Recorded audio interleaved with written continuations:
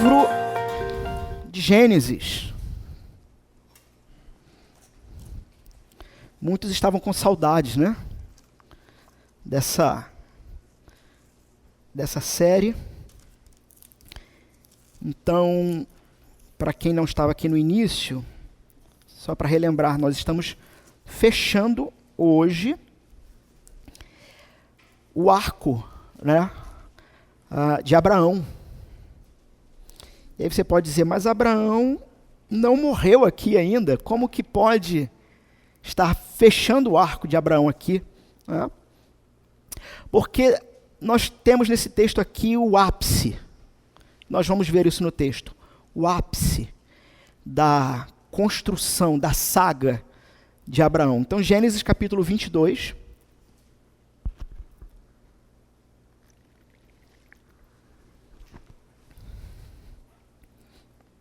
E se os irmãos nunca prestaram atenção nesse detalhe,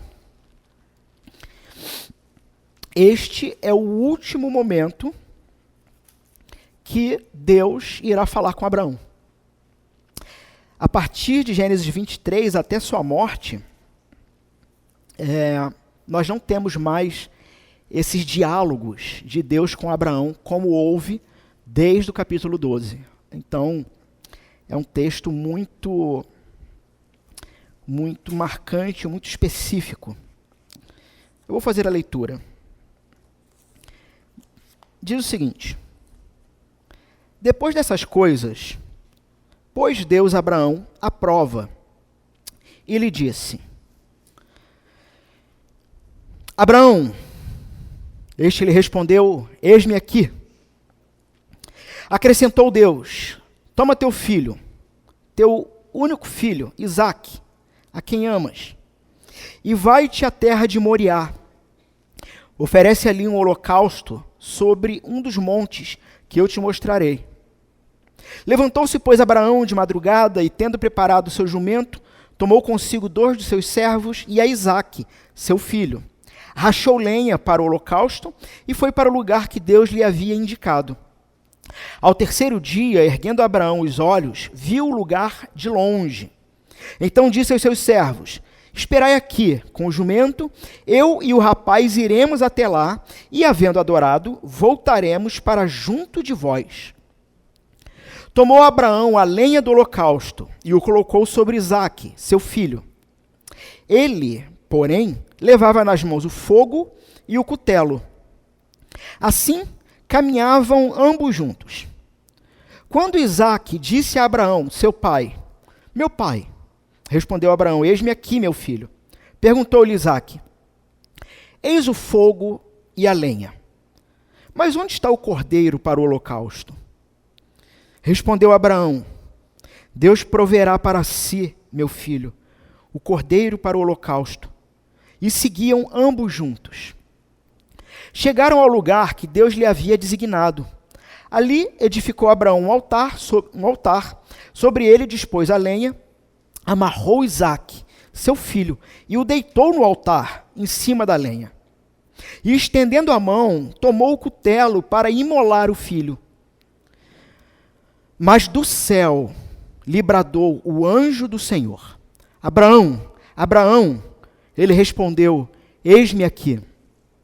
Então lhe disse: não estendas a mão sobre o rapaz e nada lhe faças, pois agora sei que temes a Deus, porquanto não me negaste o filho, o teu único filho. Tendo Abraão erguido os olhos, viu atrás de si um carneiro preso pelos chifres, entre os arbustos. Tomou Abraão o carneiro e ofereceu em holocausto, em lugar do seu filho. E pôs Abraão por nome aquele lugar: o Senhor proverá. Daí dizer-se até o dia de hoje: no monte do Senhor se proverá. Então do céu bradou pela segunda vez o anjo do Senhor a Abraão, e disse: jurei por mim mesmo, diz o Senhor, porquanto fizeste isso e não me negaste o teu único filho, que deveras te abençoarei e certamente multiplicarei a tua descendência como as estrelas dos céus e como a areia da praia do mar. A tua descendência possuirá a cidade dos seus inimigos. Nela serão benditas todas as nações da terra, porquanto obedeceste à minha voz. Então voltou Abraão aos seus servos, e juntos foram para Berseba, onde fixou residência. Passadas essas coisas, foi dada notícia a Abraão, nestes termos: Milca também tem dado à luz filhos a Naor, teu irmão. Uz, o primogênito, Buz, seu irmão, Quemuel, pai de Arã, Quésede, Razo, Pildas, Gidlaf e Betuel. Betuel gerou a Rebeca. Esses 8 deu à luz Milca, a Naor, irmão de Abraão. Sua concubina, cujo nome era Reumá, lhe deu também à luz filhos, Tebá, Gaã, Taás e Maaca. Amém. Palavra do Senhor. Podem assentar.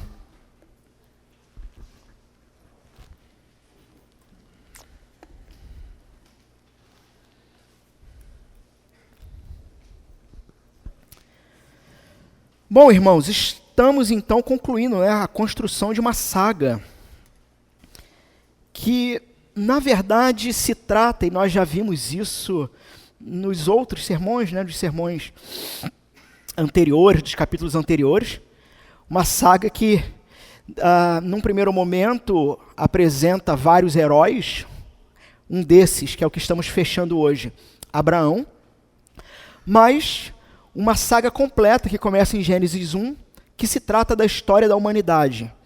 E, se bem me lembro, naqueles primeiros sermões de Gênesis 1 e 2, o título era algo como Isso Explica Tudo. De Gênesis 1 a Gênesis 3, foram, se não me engano, 3 sermões com um título assim: Isso aqui explica tudo. Disso se trata a humanidade, e disso se trata o próprio Criador da humanidade, que se revela dizendo: eu sou o Criador, vocês não sabem mais quem eu sou, mas eu sou o Criador e faço questão de me revelar à humanidade, e essa primeira revelação vai vir pela palavra de Deus. Então, uma das coisas que foram ditas lá nos primeiros sermões, e que é bom lembrar os irmãos, é o seguinte: nós sempre temos que ler o texto bíblico não somente a partir da perspectiva do que o texto está dizendo na sua história, mas para quem ele está dizendo e em que contexto ele está dizendo. Quem escreveu o Pentateuco? Moisés. Em que momento ele é escrito? Na saída do Egito, enquanto peregrinavam pelo deserto. O que isso significa? Qual a importância disso para que eu faça uma leitura correta do livro de Gênesis, na verdade de todo o Pentateuco, né? Significa que havia uma intenção, não somente da parte de Deus, mas da parte do próprio Moisés, nesses registros aqui. Ou seja, quem é o primeiro leitor? Quem é o leitor original? Para quem foi escrito isso? Eu não sei se você sabia disso, espero que você não fique assustado, mas num primeiro momento este livro não foi escrito para você. Ele foi escrito num primeiro momento para um povo que saía de um exílio de mais de 400 anos de escravidão, que pouco conhecia o seu Senhor, talvez alguns já ouviram falar, e precisavam passar por toda uma reconstrução de libertação e ver se não é exatamente disso que se trata a história da humanidade. A história de homens e mulheres que nascem dentro de um contexto em que o Senhor desse mundo é um imperador, tipo Darth Vader, lembrei dele agora, onde se ele fosse o dominador de todo o planeta Terra, todos que nascessem então naquele contexto, nasceriam debaixo de uma certa escravidão imperial. E veja então se não é isso a humanidade, e é isso que acontece lá em Gênesis 3, quando os nossos primeiros pais, Adão e Eva, caem lá, eles levam toda a humanidade a se renderem a um novo governador. Mas por que novo governador? Porque a intenção de Deus, quando criou todas as coisas e colocou Adão e Eva como os únicos da criação possuidores da imagem e semelhança de Deus, o que Deus estava fazendo, e Moisés está registrando isso para o povo aprender, o que Deus estava fazendo era um contexto cultural que havia na época. bom, de certa forma até hoje, né? Mas um contexto em que, se eu sou dono de alguma coisa, eu coloco uma marca. Eu falei até hoje porque, se vocês forem na minha biblioteca, está com o meu carimbo, para ter certeza que é meu, né? E aí, com o meu telefone, se alguém pegou emprestado, inclusive, já sabe. Né? No ano passado, algum livro. Por quê? Porque aquilo que é seu, você põe uma marca. E quando um governante da época, um rei, dominava um território, ele mandava fazer uma estátua à sua imagem. Quando Deus coloca a sua imagem em carne, a partir da humanidade, o que ele está dizendo, isso aqui é meu, e eu os coloco como governantes sobre a criação. Só que Satanás, como um bom jogador de xadrez, ele derruba o rei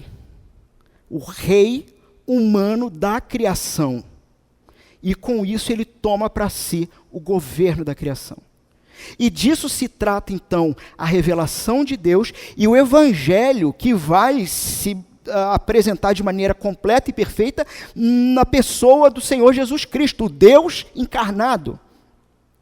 Se trata da história, então, de Deus tirando o seu povo do lamaçal e gradativamente ensinando o seu povo como deve se viver. E veja se essa não é a sua história e a minha história. É por isso que a gente vem dizendo, desde o início em Gênesis, que isso explica tudo. E essa é a nossa história. História de homens e mulheres que foram libertos da carne, do mundo e do diabo, uma vez que creram em Jesus Cristo como Senhor e Salvador. Foram então libertos e entraram numa construção. Por quê? Porque uma pessoa que se arrepende dos seus pecados hoje não se torna automaticamente santo, mas ele entra numa jornada onde toda a igreja está caminhando todos juntos numa mesma direção. Numa mesma direção. Nós temos então, em Gênesis capítulo 4, esse desdobrar terrível do pecado na humanidade, que é o primeiro assassinato, e assim você tem agora toda a humanidade completamente corrompida. Passamos pela Arca de Noé, passamos por Babel, nós temos então Deus mantendo uma determinada promessa que ele tinha feito lá em Gênesis 3. Qual era a promessa? Foi feita para Adão e para Eva. Da semente da mulher nascerá um que esmagará a cabeça da serpente. A partir desse anúncio, da primeira profecia sobre a vinda, sobre a encarnação. Se vocês não sabiam, essa é a primeira profecia sobre a encarnação. Não é a primeira vez que Jesus, como Deus Filho, como Deus que faz parte do Deus Trino, não é a primeira vez que ele aparece em Gênesis 1 mesmo, na criação. E quem vai corroborar essa informação é João no Evangelho, né? Dizendo que ele estava lá, estava com Deus e era Deus, e sem ele não teria sido feito nada. Esse que encarnou, esse que assumiu o nosso lugar.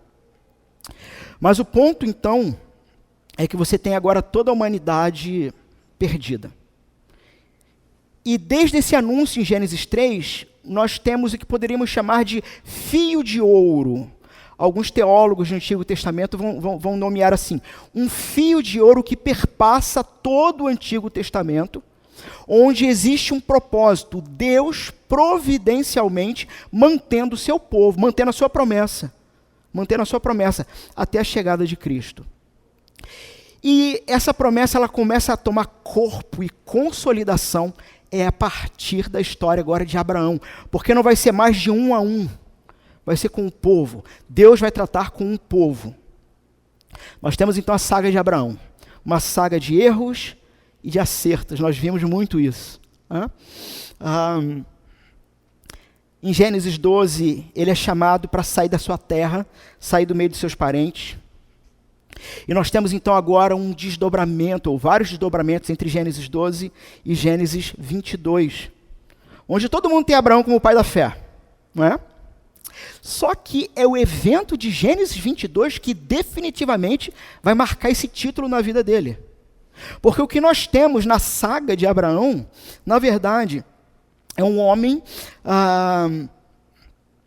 que cometeu muitos erros, que duvidou, que deu o seu jeitinho particular de tentar manter a promessa de Deus com a serva, Agar, nascendo de Ismael. Nós temos um homem que cometeu muitas falhas. Nos capítulos anteriores aqui do capítulo 22, nós temos um momento então de grande alegria. Nasceu o sorriso, nasceu a alegria. É isso que significa o nome Isaac. E por que isso? Porque um pouquinho antes, Sara, quando ouviu do anjo do Senhor que ela teria um filho, ela riu. Naquele contexto ainda de deboche, você tem Abraão e Sara não acreditando naquilo. Ela riu. Só que, de fato, quando Isaac nasce, é dito o seguinte: agora sim nós temos motivo de grande alegria, e não somente isso. Nasceu Isaac, e o texto diz que muitos que ouvissem falar também ficariam felizes, assim como nós ficamos felizes nesse sermão. Vocês lembram disso? Lembram do sermão de nascimento de Isaac? Nós ficamos felizes juntos e nós aprendemos a amar o cumprimento da promessa. Na sequência você tem uma grande tensão. Agar e Ismael. Abraão, ele tem que expulsar seu filho Ismael e Agar.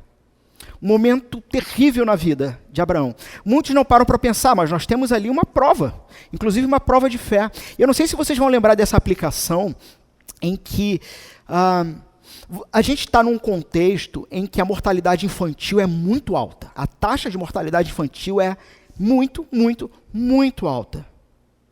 Deus dá uma promessa para Abraão. Abraão tentou dar um jeitinho na promessa com Agar tendo Ismael. Só que Deus disse, não é esse, vai ser o de Sara. E nasce Isaac. Então, o que você tem agora ali é Isaac, um bebê, filho da promessa, né? Uma criança nova ainda. E você tem Ismael. Quem era Ismael? O segundo plano, o plano B. Se Isaac morrer, temos o plano B. E Deus, que é soberano, e que a providência dele, às vezes, é assustadora. Ah, você não tinha pensado nisso? Você achou que a doutrina da providência, ela tão somente irá trazer benefícios para você? Não. Não. A doutrina da providência do governo dele, em determinados momentos para a humanidade, vai ser incompreensível. E Abraão, então, tem ali uma grande prova de fé. Mande este menino embora. Embora. Na sequência, Abraão faz um pacto de paz com Abimeleque. E o capítulo 21, depois vocês leiam em casa, né, para relembrar, mas o capítulo 21, ele termina de uma maneira muito tranquila. Vocês já tinham percebido isso? Muito tranquilo. Porque, olha só, Abraão tem finalmente o filho da promessa com Sara, sua esposa. Abraão tem uma terra. O que tinha sido prometido para ele? Um filho e uma terra. Abraão tem uma terra. Abraão planta uma tamargueira. Abraão bebe água do seu poço e descansa agora na providência do Senhor. E assim termina o capítulo 21. E sabe aquele momento na sua vida em que você para, depois de tomar, sei lá, uma água de coco, e olha para um lado, olha para o outro, olha para o céu e fala assim, Senhor, está tudo muito bom. Alguma coisa vai acontecer. Está tudo muito bom. Muito bem. Nós temos aqui, então, a partir do capítulo 22, o momento do maior teste de Abraão.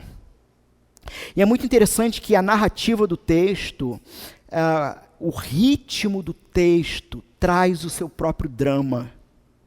Porque vocês vão perceber que o texto ele é contado, de uma certa forma, mas no verso 3, que nós vamos reler daqui a pouco, e no verso 9 e 10, parece que dramaticamente o texto desacelera o que ele está contando, ele desacelera, para nos trazer mais detalhes, para que a gente entenda o que está acontecendo aqui. Muito bem. O Deus de Israel então, o Deus que se revela como o Pai do Senhor Jesus Cristo é um Deus que ele é totalmente livre para dar e tomar o que ele quiser. E ninguém pode lhe perguntar por que fazes. Ninguém tem autoridade para contestar e dizer, está errado.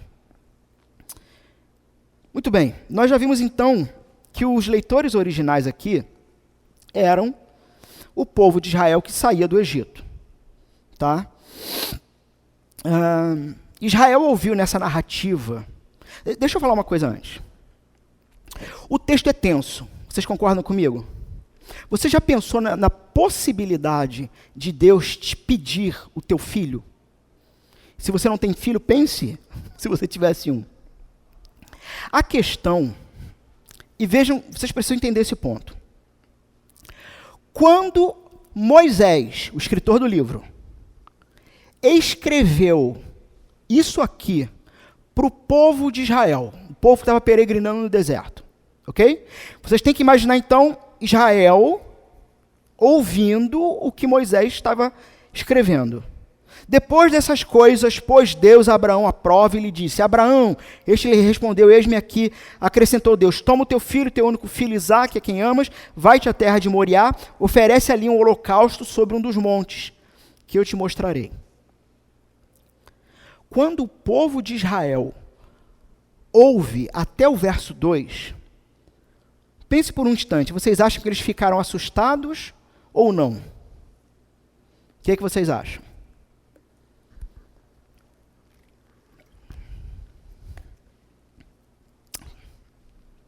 O povo de Israel, quando ouve isso aqui, verso 1 e 2, de Gênesis 22, naquele contexto de peregrinação do deserto, eles estão tranquilos, eles não ficam assustados. Por quê? Porque a prova de que alguma coisa espetacular aconteceu nessa história é o fato de que existe povo de Israel. Porque se Isaque morre, tem povo para ouvir história? Não. Então, se o povo está ouvindo que o pai Abraão foi convocado, ordenado por Deus, para sacrificar o patriarca Isaque, bom, se eu estou vivo, eu já sei o final da história, não sei como ainda, mas eu já sei o final da história. Ora, se eles já sabiam o final da história, o que Deus queria ensinar para esse povo? Vamos ver no texto. Bom, a primeira coisa que a gente tem que prestar atenção no texto, irmãos, é, você acha que Deus realmente exigiu aqui um sacrifício humano?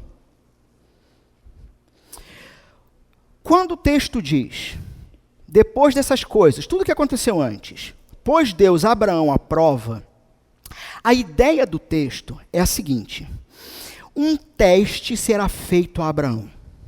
Abraão começou a sua saga sendo retirado de um povo idólatra. O pai de Abraão e sua família todos eram idólatras. Abraão é retirado de lá e é treinado, é trabalhado por Deus. E está chegando no ápice, no momento derradeiro da sua história. É muito interessante, talvez, até a gente parar para pensar se não existem momentos derradeiros na nossa própria história. Porque este é o momento final de Abraão, onde durante toda a sua vida ele foi preparado para chegar aqui. Só que quando o texto diz que pôs Deus Abraão à prova, quem sabe que era uma prova, que era um teste para Abraão, é só o leitor.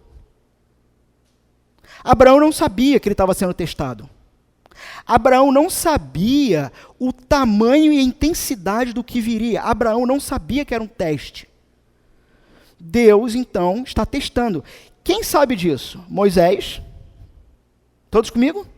Pegando o raciocínio? Moisés sabia disso.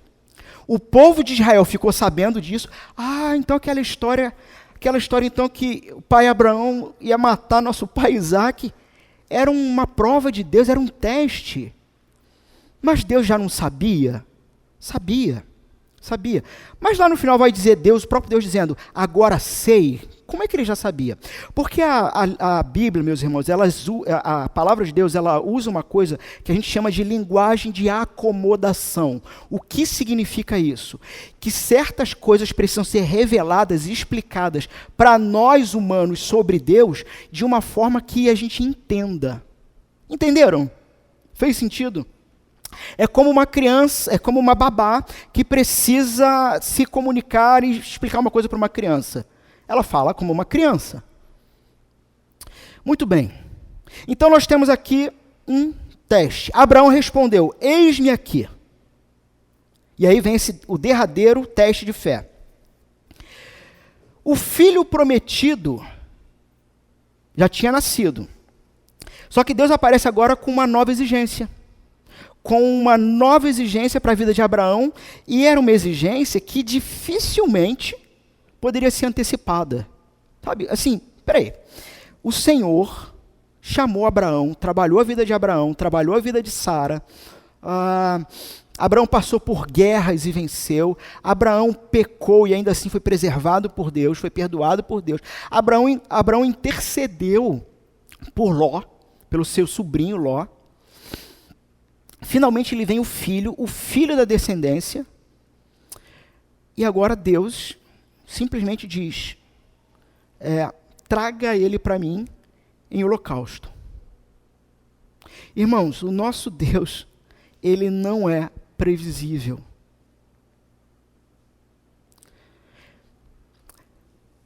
Pense na profundidade, na seriedade dessa afirmação. O Deus cristão não é previsível. O que significa que ele não é domesticável. Não é possível domesticá-lo e colocá-lo dentro de uma caixinha religiosa ou denominacional e dizer, enquanto se encaixar dentro deste sistema único, é Deus. Depois que não encaixa, não é mais Deus. Não é possível isso. Esse é o Deus bíblico, selvagem, indomável, que faz o que lhe apraz. E que nos chama, nessa caminhada com Ele, a entender sobre isso, glorificando o nome dEle e aprendendo a preparar o coração para determinados momentos da vida em que Deus irá lhe exigir questões. Deus irá lhe exigir coisas. Nenhuma igreja verdadeiramente cristã lhe oferecerá formas ou fórmulas para manipulação de Deus. Se existe algum tipo, e existe, felizmente sabemos que existe, mas se existe então grupos, denominações, sistemas, o que for, que lhe apresente, lhe ofereça formas ou fórmulas para manipulação de Deus, saiba, aquilo não é um grupo cristão. E não é só porque tem um nome, Jesus, numa placa, que isso significa alguma coisa, se não houver a própria essência desse Jesus e o Pai que ele revela. Porque Jesus numa placa são 5 letrinhas, e necessariamente não significa nada, se não houver essência, se não houver verdade.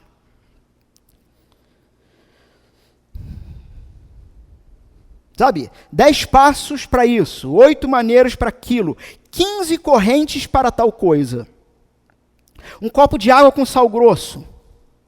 Uma oração, um determinado tipo de oração que comove o coração de Deus.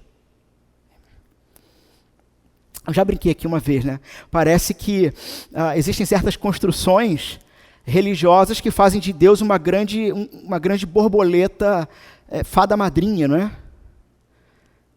Que está aqui no mundo espalhando purpurina e realizando desejos. Ou coisas do tipo, o louvor que liberta. Irmãos, existe louvor que mais escraviza. Deus não pode ser manipulado por nada, nem por ninguém. A sua oração não move o coração de Deus. No entanto, a sua oração pode e será usada por Deus providencialmente para a ação dele.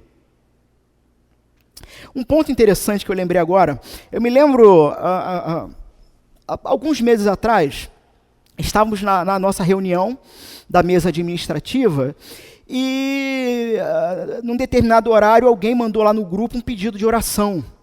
Não sei se era uma prova que a pessoa ia fazer ou alguém que ficou doente. Eu não lembro agora o que era, mas que eu acho que era uma prova, enfim, não lembro. Só que a gente estava na reunião e nós só fomos ver essa mensagem no final da reunião, onde a pessoa já tinha até feito a prova, né? E a gente viu a mensagem ali e falou, bom, vamos orar. Mas pela hora do pedido já foi. E a fala do Marcelo foi espetacular.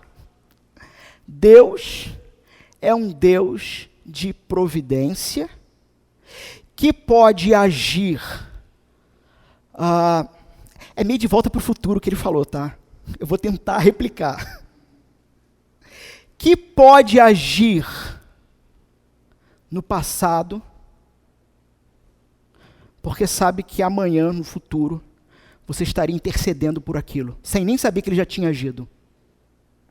Ou seja, Deus usa a oração como causa primária, secundária, perdão, da ação dele. O coração dele não é modificado pela sua oração, mas a sua oração contribui com os seus irmãos ao redor, intercedendo diante de Deus. Fez sentido para vocês? Sim? Uma outra questão interessantíssima é que Deus pode e irá te exigir, o que é diferente de pedir. Deus pode e irá te exigir tudo. Ele deu, ele pode tomar de volta. É dele. Essa, irmãos, é uma verdade que precisa nos fazer viver melhor. Porque se é dele, por que você pensa que é seu? Se é dele, não é nosso.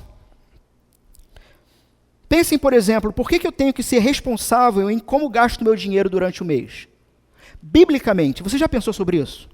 Porque preciso ser responsável em como gasto os meus proventos ao longo do mês. Porque o que você está gastando é o que ele permitiu que você usasse. Ué, pastor, mas não é só o dízimo que é de Deus? Não, é tudo. É tudo. Quando você entrega o dízimo, o que você está fazendo é agradecendo a Deus, porque Ele está lhe permitindo usar os 90% para você. Por isso, use com sabedoria. Percebe como é uma doutrina que precisa modificar a forma como nós vivemos?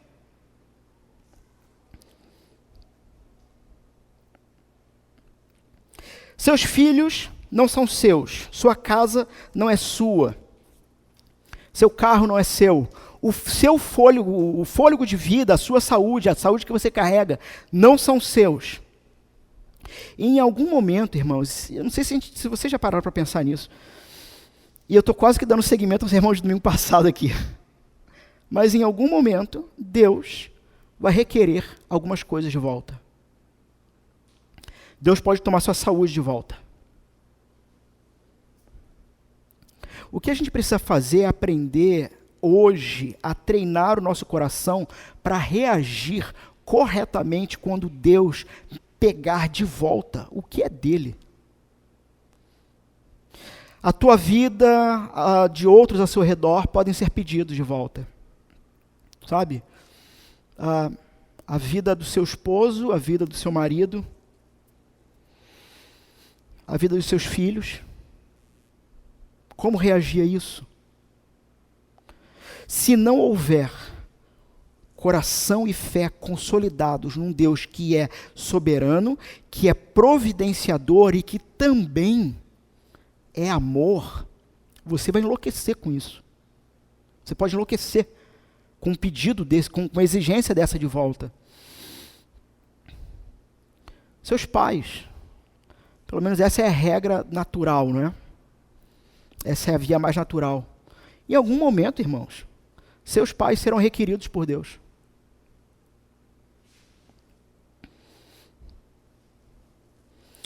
Como é possível tentarmos usufruir disso tudo, então, da própria vida? Como é possível a gente tentar usufruir de tudo que Deus nos deu, sem termos nenhuma inclinação dessas coisas para o seu verdadeiro dono? Sem em momento algum, em nada, olhar para Ele e entender que claramente isso que você está feliz e usufruindo agora é dele. E que não somente você tem que ser grato a isso, mas de alguma forma isso tem que ser inclinado e direcionado para a glória dele. Sabe? Cuidar dos seus filhos para a glória de Deus.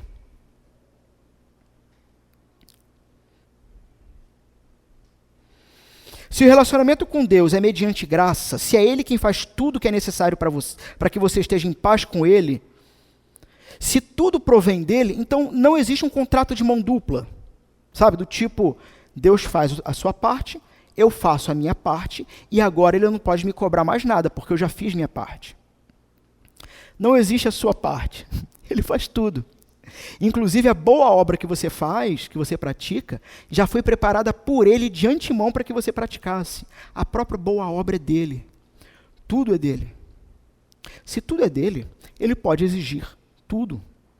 Eu já contei aqui para vocês uma história do Tim Keller, que ele conta num final de sermão na igreja dele, em Nova York, uma senhora foi procurá-lo no final do culto e ela falou: pastor, eu fui presbiteriana a minha vida inteira, então eu sempre, de certa forma, sempre tive contato com as doutrinas da graça, mas eu nunca tinha entendido, nunca foi explicado como você explicou aqui, e isso me deixou apavorada. Ele falou: minha irmã, mas por que as doutrinas da graça te deixaram apavorada? E ela disse o seguinte: porque antes, quando eu não entendia bem, praticamente não conhecia, eu achava que eu podia conduzir minha vida fazendo minha parte. E sabendo, bom, eu já fiz minha parte com Deus, agora Ele não pode me exigir mais nada. Mas se a doutrina da graça, da salvação pela graça é verdadeira, onde tudo provém de Deus, tudo que é necessário para a minha vida provém dele, isso significa que eu não tenho parte. E significa que ele pode me exigir qualquer coisa. Qualquer coisa. Bom, irmãos, Deus já começa aqui, nesse momento da vida de Abraão, marcando, deixando claro essas questões. E aí vem então a ordem, o conflito é desencadeado. Pegue o seu filho, o seu único filho, Isaque, a quem você ama, e vá à terra de Moriá. Ali ofereça um holocausto sobre um dos montes que eu vou te mostrar. É como Deus perguntando para Abraão o seguinte: Abraão, tu me amas mais do que as coisas que eu te dei? Ou você definitivamente ama a mim? Entenda, quem tem que ter o coração provado aqui é Abraão. Quem tem que entender aonde está o nível da sua relação de confiança com Deus é o próprio Abraão. E é ele que vai ter que trabalhar tudo isso. É interessante quando a gente olha lá para o chamado de Abraão em Gênesis 12, quando é dito: sai da tua terra, do meio dos teus parentes. Abraão é convidado lá no Gênesis 12 a ofertar o passado dele como um sacrifício.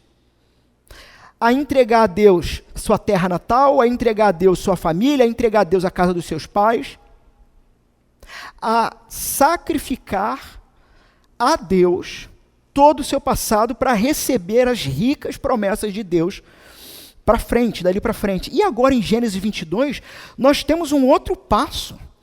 Deus está exigindo agora um outro passo para Abraão. E qual é o outro passo? Você entregou o seu passado para aprender a viver em mim e a partir de mim. Só que uma coisa que você tem que aprender é que o próprio futuro não está nas suas mãos e não depende de você. Portanto, aquilo que está te garantindo agora, eu quero que você me entregue, para que você aprenda a viver em mim e tão somente em mim. O mundo de Abraão deve ter acabado ali. Eu já sacrifiquei meu passado e agora eu vou ter que sacrificar o futuro. O único descendente. Vou ter que abandonar em oferta o meu futuro. Irmãos, muitas e muitas vezes Deus espera do seu povo coisas difíceis.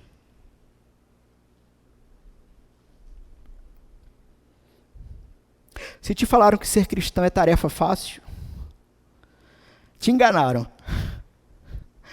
Você foi tapeado, né? Segundo Pica-Pau. Fui tapeado. Por exemplo, Deus pode requerer de você, cristão, que você vai se reconciliar com seu irmão. Isso vai envolver mexer em ferida. Sabe, não tem esse negócio de, quando a gente se esbarrar vai ficar tudo bem. Cara, não tem. Não tem. É objetivamente ouvir e obedecer a voz do Senhor sobre a reconciliação por causa da comunhão cristã. Você vai ter que tocar em ferida, vai envolver, às vezes, confissão de pecados, vai envolver perdão, dependendo da situação, vai ser necessário até uma reparação. Homens, Deus te chama a liderar a sua família no caminho do Senhor. Não é tarefa fácil. Porque é muito mais fácil fazer como Adão. Se esquivar. A mulher que tu me deste. Sabe? Irmão, por que tu chegou atrasado hoje? Não, porque minha esposa... Resposta errada. Irmão, você é o responsável da tua casa. Se a tua esposa ou teus filhos estão com dificuldade de chegarem cedo, no horário, para o culto ao Senhor, é porque você não está os discipulando ao longo da semana. Você não está os preparando, você não está plantando no coração da sua esposa e dos seus filhos a alegria e o amor, não somente por Jesus, mas pelo produto do amor de Jesus, que é a própria igreja. Eu gosto disso. Vocês já me ouviram falar isso outras vezes. O produto do amor de Jesus. Isso é muito bonito. Sabe? Não confie em pessoas que desfazem da igreja. Nem comam com esses. Porque estão desfazendo do produto do amor de Jesus, do resultado final, do entregável do trabalho dele, daquilo que ele construiu e edificou pelo próprio corpo, do objeto de amor dele. Não confie, não dê trela, não ande com gente que tem veneno contra o amor, o objeto de amor de Jesus. Mas não sejamos como Adão, os homens. Esposa, Deus vai pedir coisas difíceis, como submissão ao seu marido, como submissão ao Senhor. E não como Eva, que tomou as rédeas da situação nas suas próprias mãos e resolveu fazer como quis. Cristãos, levem a vida cristã a sério, para deixarmos de sermos meninos. E o próprio Senhor Jesus, ele vai nos incentivar, dizendo que mesmo que você deixe várias coisas no caminho, aquilo que nós vamos receber e que recebemos do Senhor é muito superior. O que significa que algumas coisas vão ficar no caminho? Vão. Tinha uma musiquinha antiga que o pessoal faz até piada, né? Mas ela tem seu fundo de verdade. Eu não vou saber cantá-la agora, mas ela dizia uma coisa assim que... Eu vou para a casa do Senhor, quem não vai, não me impeça a ir. Tem uma musiquinha, uma cançãozinha, uma cantiga cristã. Caminhando eu vou para Canaã. O pessoal brinca, né? Hoje em dia, faz até chacota. Mas ela tem seu fundo. Você não vai, irmão? Não me impede de ir, que eu vou.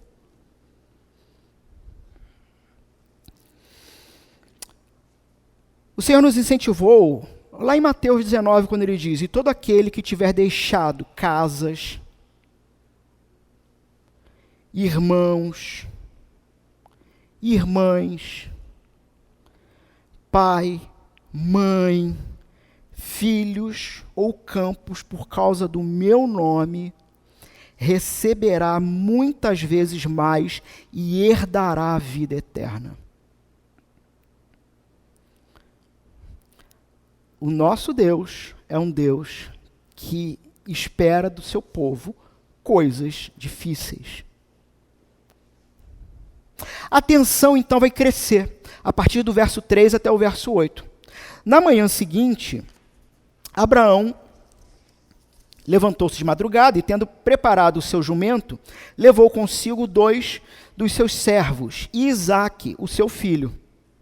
Rachou lenha para o holocausto e foi para o lugar que Deus lhe havia indicado. No terceiro dia, Abraão ergueu os olhos e viu o lugar de longe. Então disse aos servos: esperem aqui com o jumento, eu e o rapaz iremos até lá, e depois de termos adorado, voltaremos para junto de vocês. Abraão pegou a lenha do holocausto e colocou sobre Isaque, o seu filho.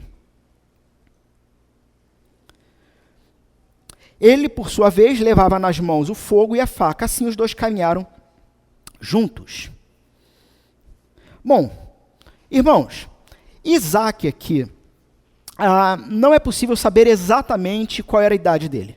Tá? Então, talvez um adolescente, um jovem, um pré-adolescente, ponto que era alguém capaz de carregar o fogo, capaz de carregar um facão, o cutelo, e mais, era alguém capaz de ser colocado a lenha sobre os seus ombros para que ele levasse. Então, não era um bebezinho.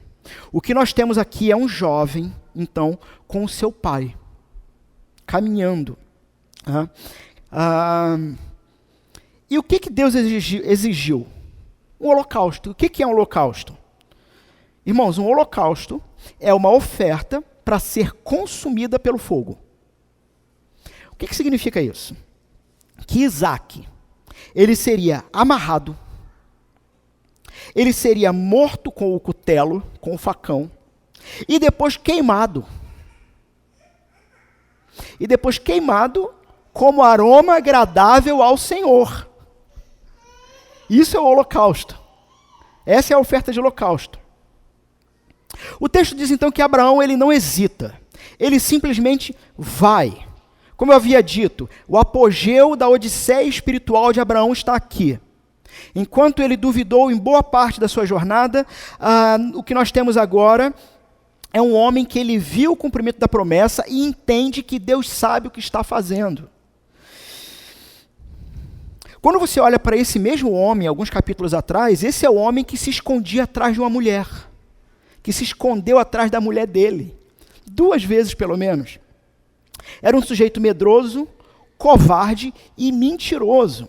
Um sujeito que a fama dele de mentiroso era tão grande que, vocês lembram que Abimeleque só fez um tratado de paz com ele porque ele jurou pelo nome do Senhor e não pelo nome próprio dele.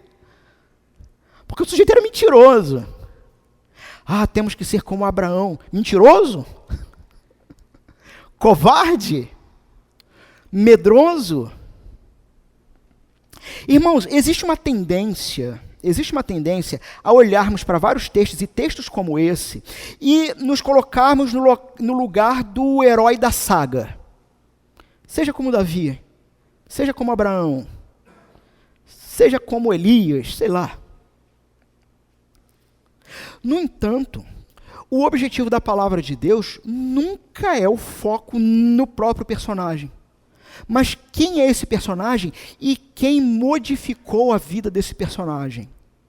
Bom, nós temos agora um homem de 100 anos de idade que foi preparado por Deus para o teste final da sua vida. Mas vejam, foi Deus quem preparou ele. Deus preparou Abraão. Foi o seu sensei. Quem pegou a referência, pegou. Deus fez isso. Deus pegou Abraão e colocou ele em várias situações para que ficasse claro a sua falha, para que ficasse claro para ele, para o próprio Abraão, a necessidade da sua total dependência de Deus. Portanto, esse Deus de providência que governa toda a criação e que tem um interesse absurdo de atrair você para perto dele, esse Deus é um Deus que nos expõe à nudez, porque o seu objetivo é nos levar ao abandono de nós mesmos para confiarmos unicamente nele. Eu já falei para vocês sobre uma canção chamada Canção de um Certo Pedro, do Projeto Sola, que o refrão desse coração é de rasgar a alma. Depois procurem essa canção. Mas o refrão dela diz o seguinte: só assim eu entendi o que é que você fez. É Pedro falando para Jesus. Só assim eu entendi o que é que você fez ao me perguntar sobre o amor. Lembra-se? Pedro, tu me amas? Eu entendi o que o Senhor fez quando o Senhor me perguntou pelo amor. Rasgou meu coração, me mostrou o pior que há em mim, para que eu pudesse então, para eu ser então o melhor em ti. Esse teste final de Abraão é um teste de uma vida. Bom, irmãos, aproximadamente 3 dias de jornada. Aliás, 3 dias de jornada, aproximadamente 80 quilômetros a pé. E eles então chegam no local, Abraão vê de longe o local e diz o seguinte para os servos: fica aqui que eu e o menino vamos. Vocês precisam entender o que seriam esses 80 quilômetros a pé, esses 3 dias de jornada, em que você está levando tudo isso e você está caminhando e o teu filho está ali e de repente, sabe, você olha de rabo de olho e ele não sabe o que você vai fazer. E talvez o menino pergunte coisas do tipo: papai, quando eu crescer, eu posso, o que o senhor acha? Eu podia construir uma casa ali, perto daquele rio. Ou, papai, quando eu ficar bem forte, eu vou te ajudar a tapar os buracos das telhas lá de casa. Ou então, papai, quando chegar o momento, o senhor vai me ajudar a escolher minha esposa? Eu quero uma bem bonita. E você tem então Abraão, Isaque, os servos, e ali eles param, descarregam o jumento, botam a lenha, e o menino vai então agora subir com Abraão. E agora, esse menino, talvez tímido, né? E é muito interessante que a própria saga de Isaque, que vai vir na sequência, é uma saga muito tímida, muito curta. Talvez aí uma característica do próprio Isaque. Esse menino, ele não é bobo. Ele finalmente, talvez no meio do caminho, no meio da subida, ele toma coragem para fazer a pergunta: pai, aqui está o fogo, o facão está aqui, e aqui está a lenha. Cadê o cordeiro?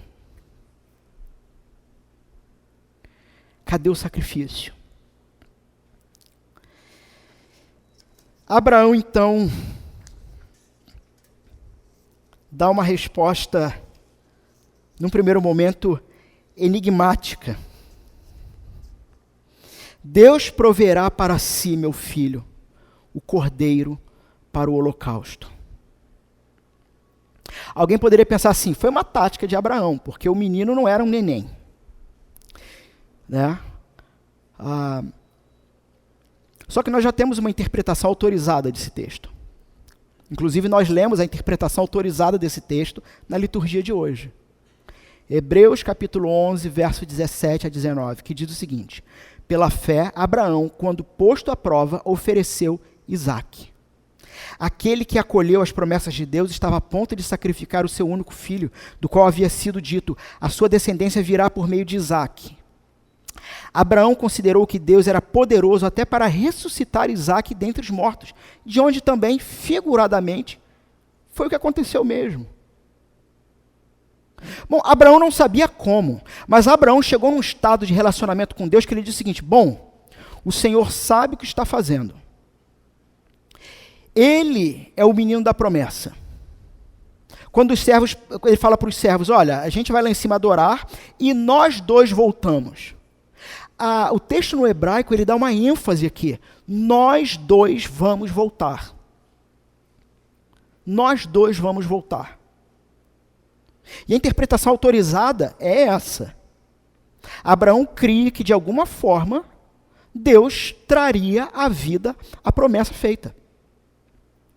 Alguém podia pensar, se Abraão falasse outra coisa, o moleque ia fugir. Mas, na verdade, ele vai dizer então isso: Deus providenciará para si o cordeiro. E aí nós temos agora o ápice do conflito. Tudo pronto para o sacrifício. Chegaram ao lugar que Deus lhe havia indicado. Ali Abraão edificou um altar. Então, aqui o ritmo do texto desacelera. Abraão, ele edifica um altar, ele prepara um altar, ele arruma, é uma ideia assim, quase artesanal. Ele arruma a lenha, ele pega um rapaz forte o suficiente para subir o Monte Moriá carregando lenha nas costas e amarra.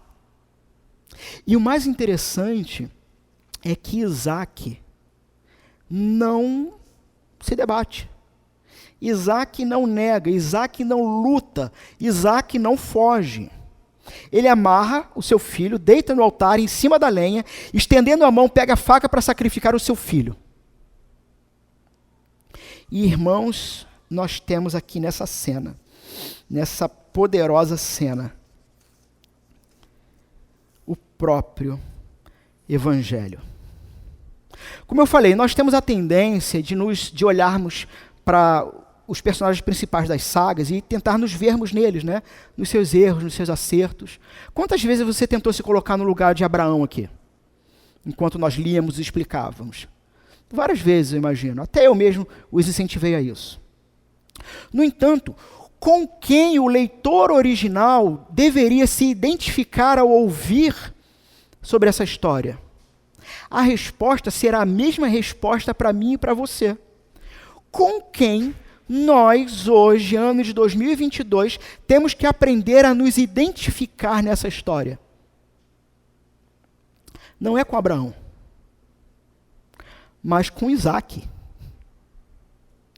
Com Isaque. Porque o que essa história mostra é que o fim de toda a humanidade é um sacrifício de holocausto ao Senhor, porque o salário do pecado é a morte, e a punição do pecado chega como aroma suave a Deus, mas Deus, no seu infinito amor, decide enviar um cordeiro para preservar aquilo que deveria ser sacrificado.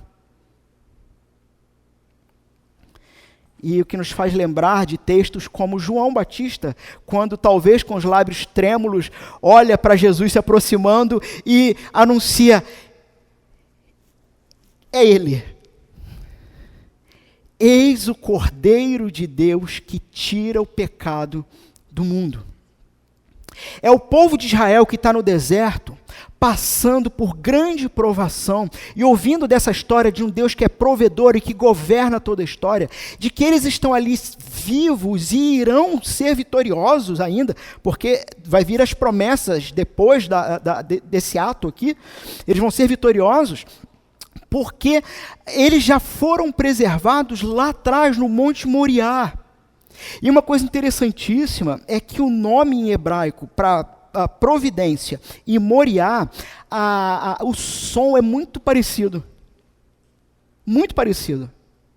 Mesmo o monte esse, da preservação de Isaque, que lá em 1ª ou 2ª Crônicas, infelizmente não anotei, não recordo agora exatamente onde está, mas é o mesmo monte que vai ser identificado como o monte onde foi construído o templo. Nesse mesmo lugar. Um monte que, então, é construído esse templo e que, anos e anos depois, vai ter uma conexão com um outro monte próximo, só que fora da cidade, chamado Monte da Caveira. Onde no Monte da Caveira, no Calvário, o Cordeiro providenciado por Deus, que tira o pecado do mundo, experimenta a exata mesma tensão de Isaac. Então, num primeiro momento, nós somos o Isaac daqui da história de Abraão, que é preservado por Deus, porque Deus providencia um outro sacrifício para que você não morra. Mas num segundo momento, existe um Isaac maior e melhor do que o próprio Isaac, chamado Jesus Cristo de Nazaré, homem esse que no momento derradeiro do seu sacrifício, enquanto ele olha o cutelo, o facão do Pai sendo apontado para o seu coração, ele sabe que não existe nenhum poder no universo capaz de segurar a mão do Pai dele. Enquanto Abraão vai sacrificar o seu filho, uma voz de repente do céu: Abraão, Abraão, não faça isso, porque eu sei que tu me amas, porque você não me negou o teu único filho, o teu amado filho. Portanto, agora eu sei que de fato você me ama. Enquanto nós hoje, agora, do outro lado da cruz, não estando na cruz, mas olhando e contemplando a obra da cruz, somos capazes, e isso somente por obra do Espírito Santo. Irmão, se isso não mexe com o teu coração, muito provavelmente você não é convertido. É olhar para a cruz e agora proclamar em alto e bom som como uma confissão de fé para a vida eterna: Senhor Deus, agora vejo que tu me amas, porque o Senhor não me negaste o teu filho, o teu único filho, o teu amado filho. Agora eu tenho plena convicção. Se antes havia dúvida, se antes eu achava que eu seria pego na esquina por um Deus raivoso e vingativo, porque não consegue lidar com os meus pecados, agora eu percebo que esse Deus, ele não é raivoso e vingativo, mas ele é justo e se ira de forma justa contra toda a iniquidade humana. No entanto, ele de fato não nega o objeto de amor pessoal da sua eternidade, o seu filho. Aquilo que foi dito para Abraão: eu quero o teu filho, o teu único filho, o teu amado filho, era apenas um anúncio e um apontamento para uma realidade maior, que iria mudar toda a história e toda a saga humana, e que é o que muda a sua vida. É essa percepção e confissão: o Senhor não me negou o teu filho, o teu único filho, o teu amado filho. Portanto, eu tenho certeza que você me ama. Percebem isso? Percebem que na própria história, a preservação de Isaac é a preservação de Israel, que é a preservação do nascimento de Cristo. Se não há Cristo, estamos perdidos. O que nós temos aqui, no momento em que Abraão ele vai dar um nome para esse monte, um nome, talvez um dos nomes mais bonitos.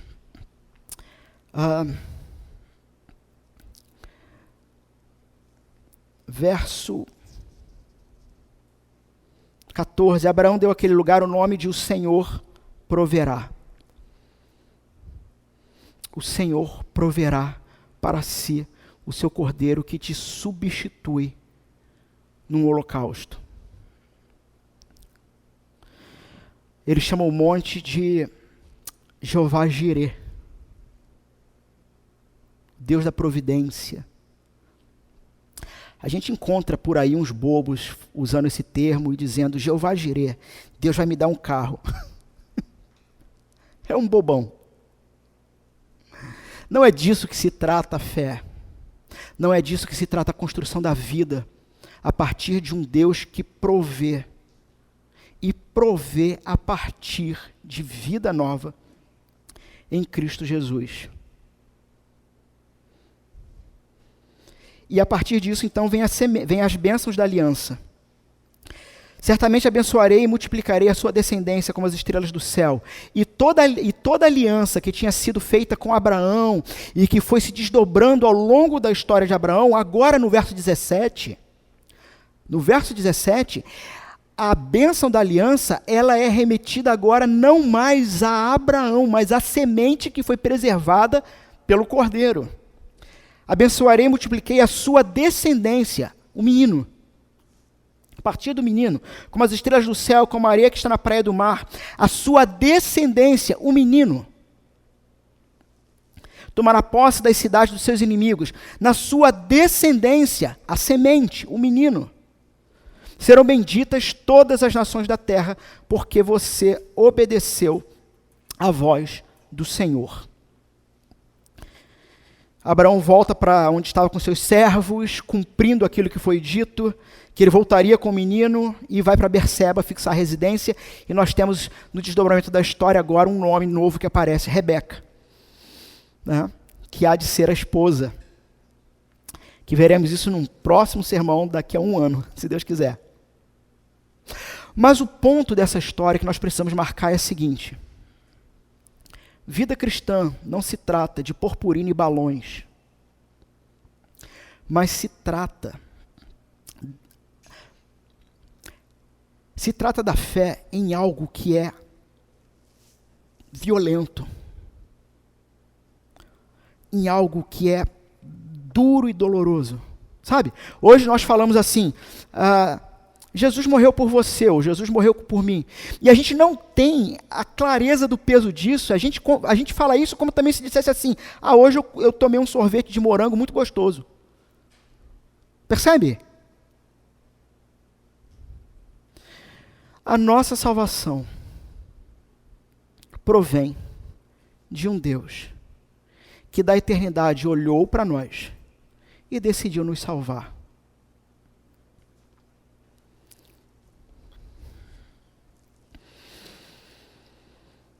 Deus providenciará o cordeiro para o holocausto, meu filho. Vamos fechar nossos olhos.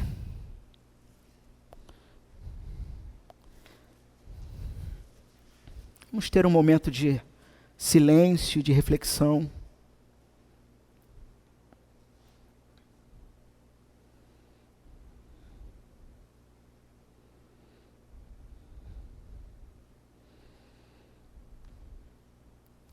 Deus providenciará o cordeiro para o holocausto, meu filho.